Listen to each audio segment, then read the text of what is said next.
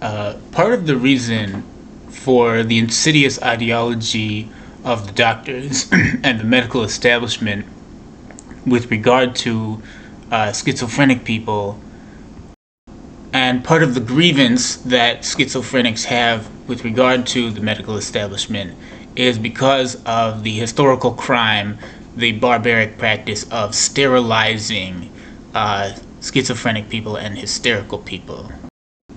Schizophrenia causes you to have low sex drive. You will hear people talk about this all the time. Low testosterone, low sex drive, lack of incentive to go out and find a woman. This is because the disease causes your legs to shake and lurch. It causes you to move your shoulders a lot, similarly, because your body is anticipating a wrestling match, a fight, right? And even though in your mind you know there's not going to be a fight, still your body is releasing adrenaline and you're moving your legs too much, and it causes you to bruise your balls, right? Literally. And it causes you to have low sex drive. So inexplicably, the doctors then decide to take a person who has low sex drive and give them drugs that sterilize them, making the disease, exacerbating the disease, amplifying the effect and the symptom of the disease, so that they can then go to the court and say he's got extremely bad schizophrenia because they just made the disease worse by forcing a treatment on the patient. Again, they equate the entire disease with being irrational and mentally retarded inherently because of the historical abuses of power, because of the historical crimes, which are utterly barbaric if you look them up, committed against neurotics in general, especially schizophrenic and hysterical people whose entire disease is caused by failure of the doctors to release the literature in the archives of the colleges and the universities, which would be the best way to cure most diseases, by giving the patients the proper documentation to tell them the cause of the disease and treatments that they might do themselves, which are safe and effective counteracting treatments.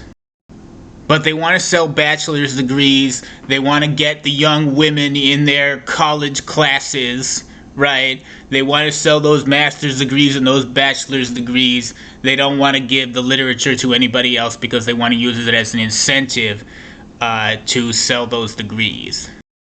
They don't even say that they're helping you. They didn't even say that they were helping those patients in totalitarian times who they castrated. They said that they were controlling the population of imbeciles, right? Which, if you wanted to do that, you could just get an abortion for the male children, right? It says that in the Bible, in Ecclesiastes 6:3, chapter 6, verse 3, it says, "An untimely fruit, an aborted boy, would be better than one who does not know the distance of good from evil." Yes, you heard that right. It tells you to get an abortion for your son in the Bible. That's in the Bible. But what is so egregious about the whole situation is that they use the literature, the ancient literature, the signal from which causes schizophrenia and hysteria. They use that literature to get laid. They use that literature to lure students into their schools, to sell their bachelor's degrees, to make their marketing gibberish that causes schizophrenia in the first place. Because it is an historical sign of state failure, of war, civil war. That is what causes this neurosis specifically, okay? And it is categorically opposed to psychosis. They conflate it with psychosis, which is literally caused by a physical poison, a physical drug, a physical trauma.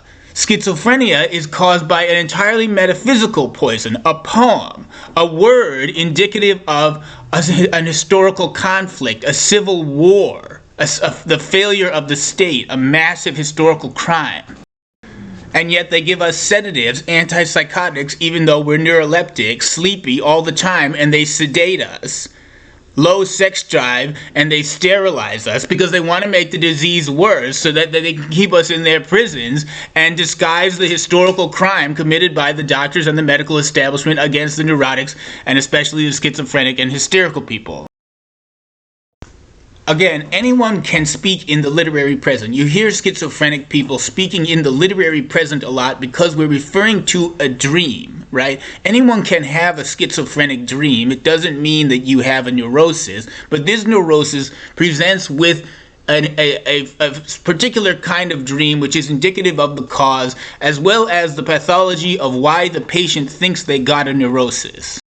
Anyone can have a schizophrenic dream, and even if you don't have a schizophrenic dream, you might speak in the literary present like a schizophrenic. Schizophrenics have a culture of our own, which the neurotics generally share. A lot of neurotic people speak schizophrenic like a schizophrenic, and the psychotic people, the people with psychosis from a physical drug, have dreams also, right? They also experience dreams and hallucinations. So they speak in the literary present like a schizophrenic, but they are not schizophrenic.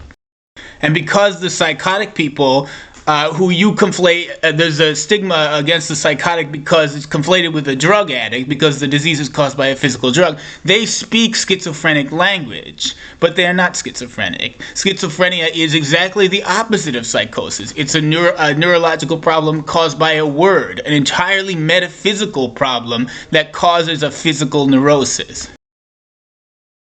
And even if you don't have any kind of neurosis at all, you might speak in the literary present. You might wish to be perceived as schizophrenic because it is indicative of a radical opposition of against the government and against the universities, which a criminal might wish to pretend to have, right? So when these rival sectarian groups seeking to take over and monopolize the university and the colleges attack one of the colleges trying to take over the campus, they speak like a schizophrenic person, and the doctors systematically, because of their ideology misunderstanding schizophrenia, say that the person attacked the college because they have schizophrenia, whereas they are just speaking in the literary present a lot because their business is old books and because they want to be perceived as having a radical opposition to the government on a political level.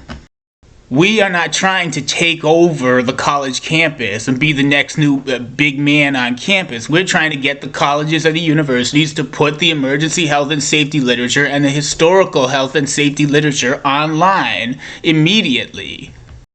We don't want to take over the campus, and we don't want to monopolize anything or become any kind of sect. We want them to put the historical health and safety literature, the emergency literature online immediately.